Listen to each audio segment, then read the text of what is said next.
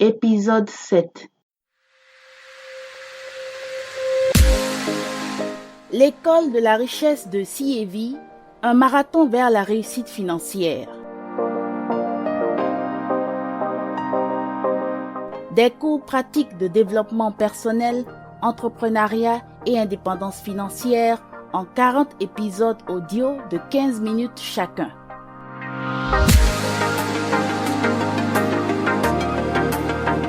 L'école de la richesse de CAV, une production de CAV Consulting, présentée par Eliane Dakpogan, consultante en langue et communication.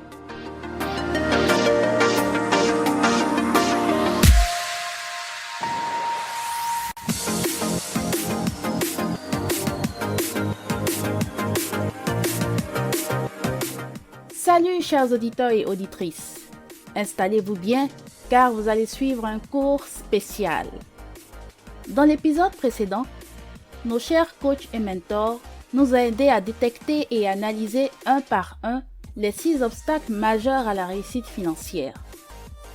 Voici les 5 premiers obstacles énumérés. 1. Avez-vous des préjugés sur l'argent? 2. Produisez-vous de la valeur à un niveau inférieur? 3. Manquez-vous de compétences adéquates? 4. Avez-vous un mauvais environnement autour de vous? Et 5. Avez-vous des difficultés à gérer efficacement l'argent que vous gagnez? Ce cours est spécial parce que vous avez atteint le chiffre 7. 7 comme les 7 jours de la semaine. Tout le monde a 7 jours dans une semaine. Pas moins, pas plus. Et durant chaque semaine, chacun est occupé à faire quelque chose dans la vie. Même ceux qui ne font rien sont aussi occupés à ne rien faire. Vous êtes en ce moment occupé à écouter ce 7e épisode de l'école de la richesse de CAV qui va aborder le 6e et dernier obstacle majeur à votre réussite financière. C'est le plus gros morceau et il faut même le temps de tout un épisode de 15 minutes pour en parler spécialement. Je vous ai donné plusieurs indices et vous avez certainement deviné de quoi il s'agissait, puisque j'ai même cité quelques-uns de ces mots-clés. 7 jours de la semaine, 15 minutes et temps. Et oui, il est question de temps dans le 6e et dernier obstacle majeur à votre réussite financière. Pourquoi votre mauvaise gestion du temps vous appauvrit le plus? Être occupé, c'est bien, mais être occupé et produire des résultats, c'est encore mieux. Car c'est cela être productif. Et la réussite financière va de pair avec la productivité. Professeur Dan Lok, notre expert international en entrepreneuriat, commence par nous donner une définition de ce que c'est que la productivité. Je crois que la définition de la productivité est très simple. Ça se résume en quelques mots. Un maximum de résultats en un minimum de temps. Voilà. Résultat, temps minimum. La productivité étant liée au temps, comment comprendre vraiment le rapport qui existe entre la productivité et le temps? Nous avons tous un compte en banque qui se nomme le temps. Vous avez ce compte en banque parce que tous les matins quand vous vous réveillez, il vous crédite de 6400 secondes tous les jours. Chaque soir, le compteur repart à zéro. Il n'y a aucun temps gardé en réserve, peu importe que vous l'ayez utilisé correctement ou pas. Est-ce que vous comprenez? Alors, vous avez un compte en banque et c'est la banque du temps. Chaque jour, vous avez un nouveau dépôt et chaque soir, il détruit le temps qui n'a pas été utilisé. Si vous n'avez pas utilisé correctement votre dépôt de la journée, vos 6400 secondes, c'est une perte pour vous et vous ne pouvez pas les regagner. Alors, que feriez-vous si vous voyez votre temps de cette façon? Que feriez-vous de différent? Que feriez-vous si votre temps était de l'argent que vous aviez déposé sur un compte? La première chose que je voudrais vous enseigner, c'est le retour sur le temps investi. Il y a le terme retour sur investissement dont je parle beaucoup. Mais ici, je parle de retour sur le temps investi. Cela signifie que chaque activité que vous faites, qu'elle soit banale ou pas, vous devez vous demander, qu'est-ce que je gagne en retour? Quel est mon retour sur le temps investi? Est-ce qu'il y a même quelque chose à gagner en accomplissant cette chose? Ou suis-je juste occupé encore et encore à faire quelque chose? Notez bien ceci, être occupé c'est aussi une forme de paresse. être occupé, c'est aussi une forme de paresse. Est-ce que vous connaissez beaucoup de personnes qui sont occupées, mais qui n'arrivent pas à produire des résultats? Ils sont tout le temps occupés, toujours à dire « Oh, tu sais, je suis occupé à travailler sur ceci, à faire ces appels, à faire toutes ces réunions. » Mais c'est quoi le résultat? En fin de compte, où est le résultat? Quel est le retour sur le temps investi? Ce n'est pas parce que vous pataugez dans l'eau que vous nagez. Vous faites beaucoup de bruit avec l'eau, mais vous n'allez nulle part. Et très souvent, savez-vous pourquoi les gens donnent l'impression d'être toujours occupés et se prouver à eux-mêmes qu'ils sont productifs? Ils veulent donner l'impression d'avoir de l'importance au lieu d'avoir vraiment de l'importance. Alors, plusieurs fois, les gens utilisent le fait d'être occupé comme un déguisement, comme une échappatoire, au lieu de se concentrer sur ce qui est important. Soyons honnêtes. Combien parmi vous êtes occupés, mais vous n'avez pas l'impression de faire les progrès que vous voulez? Vous avez l'impression de ne pas être assez productif. En tout cas, professeur, nombreux sont les auditeurs de l'école de la richesse de CAV qui vont probablement répondre par l'affirmative. En fait, c'est une façon de vous sentir bien dans la peau, parce que vous sentez une montée d'adrénaline, contrairement à quand rien ne se passe et que tout est calme. Mais qu'est-ce que la productivité a à voir avec le fait de gagner de l'argent? Savez-vous ce que ça a à voir avec le fait de gagner de l'argent? Le savez-vous? Tout est absolument lié, parce qu'en fin de compte, la manière dont vous utilisez votre temps détermine l'argent que vous gagnez, point à la ligne. Tout est lié à la manière dont vous utilisez votre temps. Prenez Bill Gates, Steve Jobs, Jack Ma, Warren Buffett, Jeff Bezos. Que vous soyez millionnaire ou milliardaire, nous avons la même quantité de temps. Nous avons tous 24 heures par jour. Vous et moi avons les mêmes 24 heures par jour. Nous avons tous 52 semaines dans l'année. Nous avons tous 365 jours par année. Nous avons la même quantité de temps. La différence entre eux et vous est la manière dont ils utilisent leur temps, c'est-à-dire le résultat qu'ils en obtiennent, ce qu'ils sont capables d'accomplir durant leur période de temps. C'est la seule différence. En matière de temps, il y a un avantage. Nous sommes tous égaux. Nous sommes tous au même niveau. Ce n'est pas quelque chose du genre « Oh, c'est Bill Gates, donc lui, il a en fait 40 heures par jour ou 36 heures par jour. » Non, il a les mêmes 24 heures. Alors, quand vous comprenez ce concept, ça signifie ceci.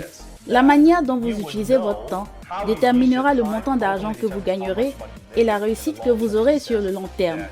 Tous ces principes s'appliquent à vous, que vous ayez votre propre business ou que vous travaillez pour quelqu'un.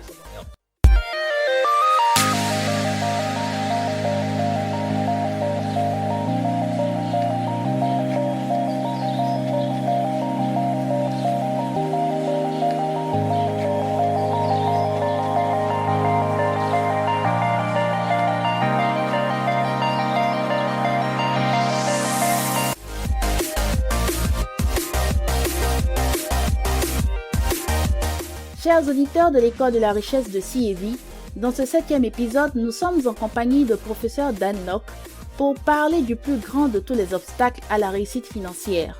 Pourquoi votre mauvaise gestion du temps vous appauvrit le plus? Dites-nous donc, professeur Dan Lok, quel est le véritable obstacle à la productivité dans la gestion des 24 heures de la journée? Il y a plusieurs années de cela, j'avais une liste des tâches à faire et elle était très longue. J'aime tout contrôler et je suis un perfectionniste. Ma liste des tâches à faire était de 5 à 7 pages et j'y inscrivais pratiquement tout et j'aimais bien ça. Après chaque tâche réalisée, je mettais une croix et ainsi de suite. Et je gagnais assez d'argent, un revenu à 6 chiffres par an. Après, c'est devenu un problème. En plus de ma propre liste des tâches à faire, je voulais avoir la liste des tâches à faire de tout le monde. Mais aujourd'hui, c'est différent. Si je vous invite à venir à mon bureau, vous verrez sur mon mur ce que j'appelle les grands 5. Chaque jour, j'ai 5 grandes choses que je dois accomplir. Tous les jours, chaque jour, j'ai 5 grandes choses que je dois accomplir. Tous les jours, 5 choses simples, pas beaucoup de choses. Et tous les jours, je n'arrête pas de travailler jusqu'à ce que je finisse ces 5 choses. Et ce qui est intéressant est que ça peut me prendre quelques heures ou quelquefois ça peut me prendre toute une journée pour accomplir toutes ces choses. Alors, professeur Dan Lok, après avoir déterminé les choses importantes à accomplir durant la journée, comment ne pas se laisser distraire et rester concentré pour produire justement les résultats escomptés? En réalité, très souvent, le problème, c'est de rester concentré. Je vais vous donner 3 clés pour rester concentré. Premièrement, en général, quand les gens sont distraits et qu'ils disent « je ne peux pas rester concentré », ce qu'ils veulent vraiment dire par là, c'est qu'ils font beaucoup de choses, mais qu'ils ne sont pas sûrs qu'ils s'occupent à faire les choses qui produisent effectivement des résultats. C'est cela la différence.